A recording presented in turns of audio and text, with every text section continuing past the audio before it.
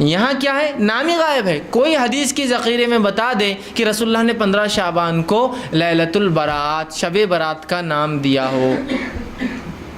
تو یہ نام بھی خود ساختہ ہے. جب نام خود ساختہ ہے تو باقی سب چیزیں سمجھ جائیے آپ کیا ہوں گی. پھر نام ہی خود من گھڑت ہمارا بنایا ہوا ہے. تو لیلۃ البرات، اب آئیے حدیث میں تلاش کرتے لیلۃ البرات کے تعلق سے کیا ہے. میں یہ حقیقت آپ کے سامنے ضرور بتاؤں گا کہ اس کی فضیلت پر علماء کا اتفاق نہیں ہے. یعنی دونوں طرف علماء ہیں. اگرچہ جمہور اس کی فضیلت کے قائل ہیں، لیکن بعض ایسے علماء بھی ہیں جن کا اس امت میں بڑا مقام تھا، انہوں نے اس کی فضیلت کا بالکل ہی انکار کیا ہے. مگر بہرحال جمہور کا مذہب اس میں دلائل کے لحاظ سے قوی ہے، کیونکہ روایات کی کثرت درجہ حسن تک پہنچا دیتی ہے.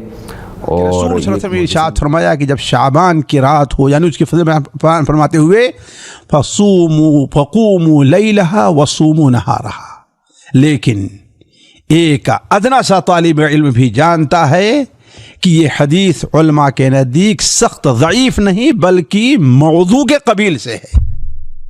بات یہ ہے کہ کیا نبی کریم صلی اللہ علیہ وسلم کی زندگی میں اور آپ صلی اللہ علیہ وسلم کے بعد کسی صحابی اور کسی تابعی، اہم کبار تابعین میں سے کسی نے اس رات کا اہتمام کیا؟ السلام علیکم ورحمۃ اللہ وبرکاتہ. گزشتہ ہم نے آپ کے سامنے قرآن مجید سے شب برات کی فضیلت ثابت ہے یا نہیں ہے اس سلسلے میں ایک تحقیق پیش کی تھی، اور اخیر میں یہ بھی بتایا تھا کہ شب برات کی فضیلت قرآن مجید کی کسی آیت کریمہ سے جمہور کے نزدیک ثابت تو نہیں، لیکن احادیث شریفہ سے بلکہ صحیح حدیث سے بھی نفس شب برات کی فضیلت ثابت ہے. آج کی اس مجلس میں ہم آپ کے سامنے احادیث شریفہ کی روشنی میں شب برات کی فضیلت کو ثابت کرنے کی کوشش کریں گے اور بتائیں گے کہ شب برات کی فضیلت کس طرح ثابت ہے. فضیلت شب برات کے سلسلے میں 25 سے زائد احادیث مروی ہیں، مگر اکثر احادیث ضعیف، منکر بلکہ شدید الضعف ہیں. مگر جو روایات بہت زیادہ ضعیف ہیں ان کو چھوڑ کر بھی کئی ایسی روایتیں ہیں کہ وہ ایک دوسرے کو تقویت دیتی ہے. اس لیے سرے سے ان روایات کا انکار اصول محدثین کے اعتبار سے بھی درست نہیں، کیونکہ محدثین نے اصول لکھا ہے کہ ایسی کئی ضعیف روایتیں ایک جگہ جمع ہو جائیں تو وہ درجہ حسن کو پہنچ جاتی ہے. یعنی کچھ روایتیں ایسی ہے جس کا مضمون ایک ہی جیسا ہے اور سب ضعیف ہے، تو ایک روایت دوسری تیسری چوتھی، یہ سب روایتیں ایک دوسرے سے مل کر تقویت پہنچ جاتی ہے ان کو، اور وہ حسن درجے کو پہنچ جاتی ہے ان کے مضمون کے ایک جیسے ہونے کے سبب. یہ محدثین کے نزدیک ایک اصول ہے. چلیے ہم روایات پہ نظر ڈالتے ہیں. حضرت عوف بن مالک رضی اللہ تعالی عنہ سے روایت ہے کہ نبی کریم صلی اللہ علیہ وسلم نے ارشاد فرمایا، اللہ تعالیٰ شعبان کی درمیانی رات میں اپنی مخلوق پر توجہ فرماتے ہیں سوائے مشرک اور کینہ پرور کے. اس روایت کے سلسلے میں بالخصوص حضرت مولانا مفتی شعیب اللہ خان صاحب دامت برکاتہم العالیہ نے اپنی کتاب میں جو تحقیق پیش کی ہے، انشاءاللہ وہ تحقیقات ہم ہر حدیث کے بعد آپ کے سامنے پیش کریں گے. خلاصہ اس کا میں آپ کے سامنے بتانا چاہتا ہوں، کیونکہ یہ کوئی علمی گفتگو کی مجلس نہیں بلکہ یہ عوام کے فائدے کے لیے ہم ان باتوں کو محفوظ کر رہے ہیں.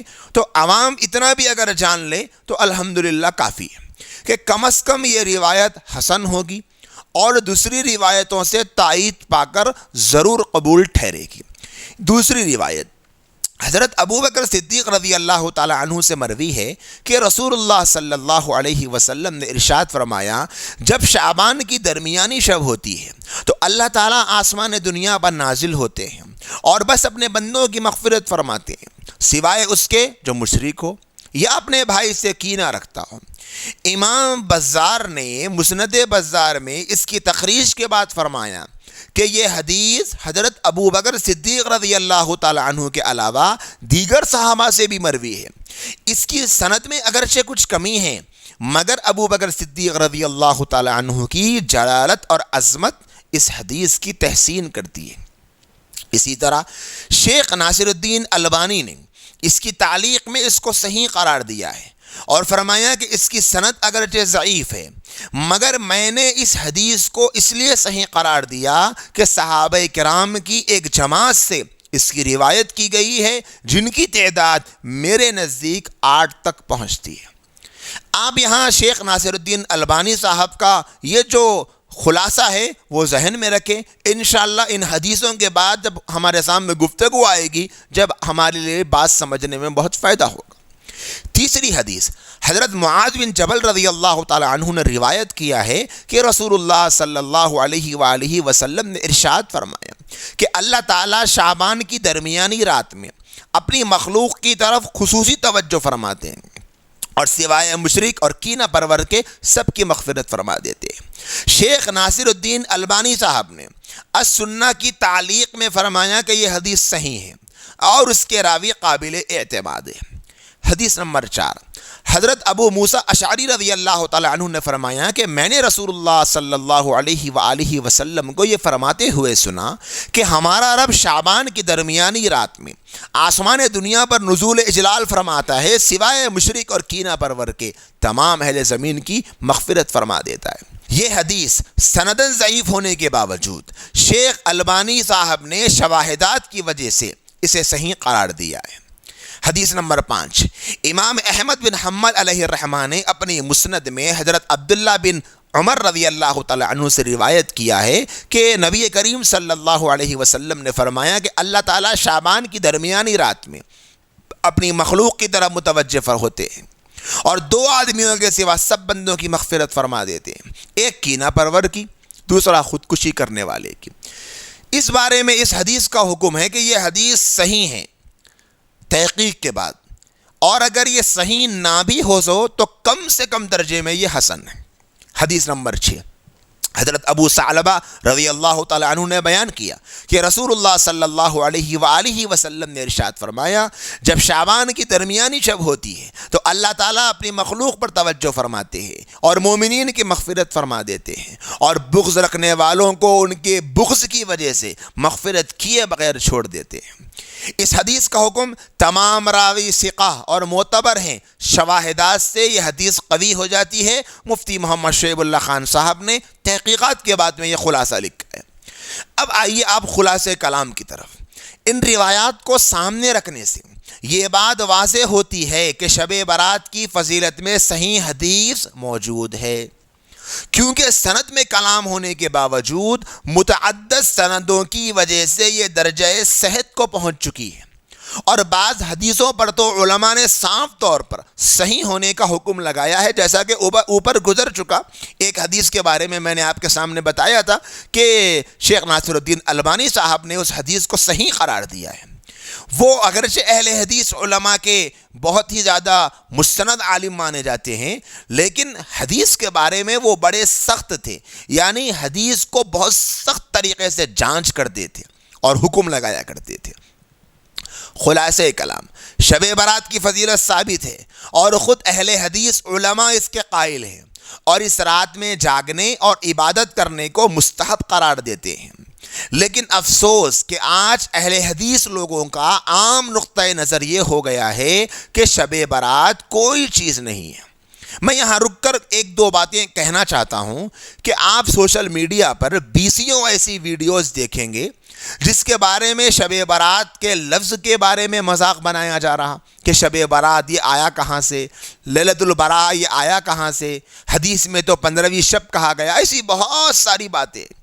یقیناً الفاظ پر دیکھنے کے بجائے جن محدثین نے تحقیق کے ساتھ پیش کیا ہے اور پروف کر کے بتایا ہے کہ حدیث میں جس درجے کی فضیلت ثابت ہے اس درجے کی فضیلت کو مان لینا چاہیے، اور حدیث میں جو ثابت نہیں اور جو پروف نہیں ہو سک رہا وہ نہ مانے۔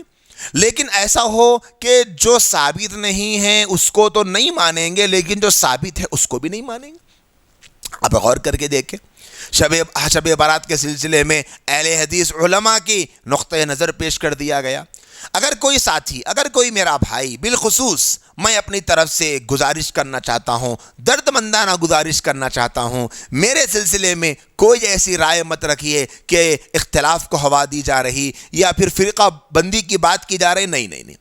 پوری ہمدردی کے ساتھ، پوری محبت کے ساتھ، پورے پیار کے ساتھ، امانت داری کے ساتھ اگر کوئی غیر مقلد اہل حدیث بھائی، اہل حدیث بہن اس بارے میں فکر مند ہو اور وہ صحیح نقطۂ نظر کو جاننا چاہتے ہو، تو میں یہ نہیں کہتا کہ آپ کسی دیوبندی عالم کی یا کسی اور اہل سنت کے عالم کی کتاب پڑھیں، کوئی اور فتویٰ پڑھیں، بلکہ میں یہ کہنا چاہتا ہوں کہ آپ علامہ عبید اللہ مبارک پوری صاحب کی مشکات کی شرح مرعات اس کا مطالعہ کریں، اور جلد نمبر 3 صفحہ نمبر 325 پر آپ اس تفصیل کو دیکھیں کہ حضرت نے کیا کہا ہے شب برات کے ثبوت کے سلسلے میں، فضیلت کے سلسلے میں، اور شب برات میں عبادت کرنے کے سلسلے میں جو استحباب بتایا ہے آپ وہاں پڑھ سکتے ہیں۔ اسی طرح علامہ عبد الرحمن مبارک پوری صاحب کی تحفۃ الاحوذی شرح جامع الترمذی، یہ ترمذی کی ایک مشہور شرح ہے،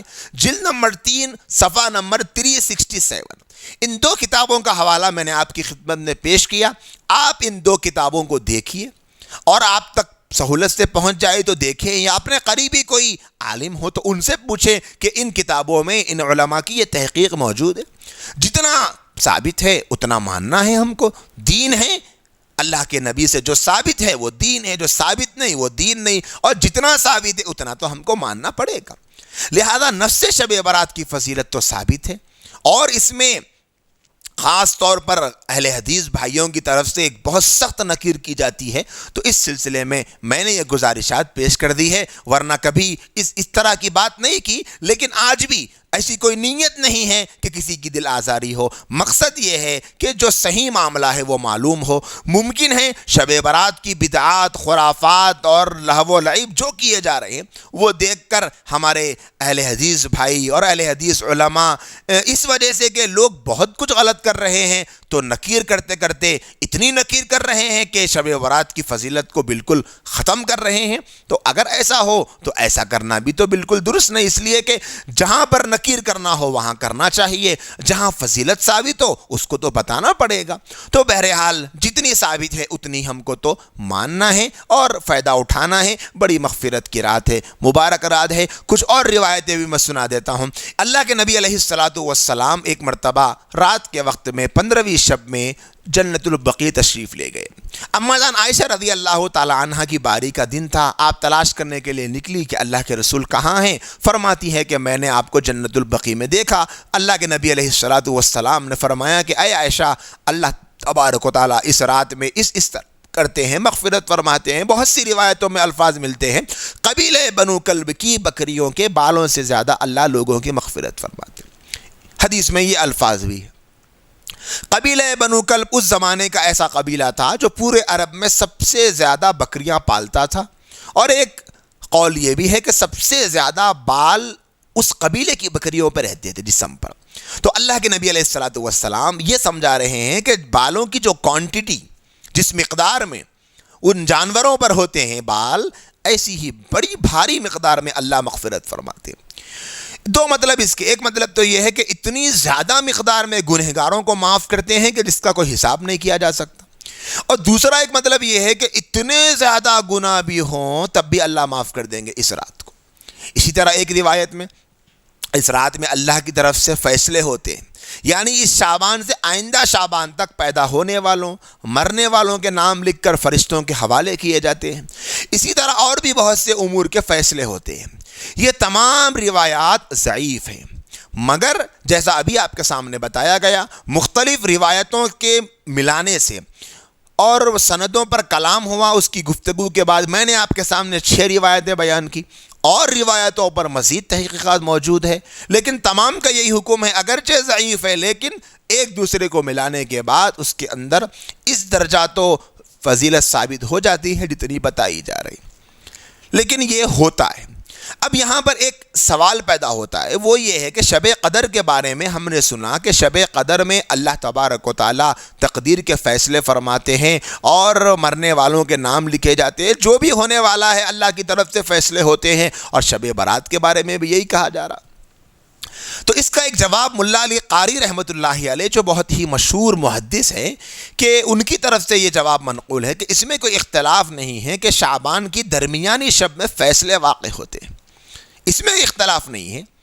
حدیث میں بھی ہے کہ ہر حکمت والے کام کا فیصلہ کیا جاتا ہے. شب قدر میں بھی ہر حکمت والے کام کا فیصلہ کیا جاتا ہے. تو یا تو شب قدر میں ہوگا یہ کام یا شب برات میں ہوگا. اور اگر دونوں راتوں میں ہوگا تو پھر اس کی شکل کیا ہے, اس میں کیا تطبیق دی جا سکتی ہے؟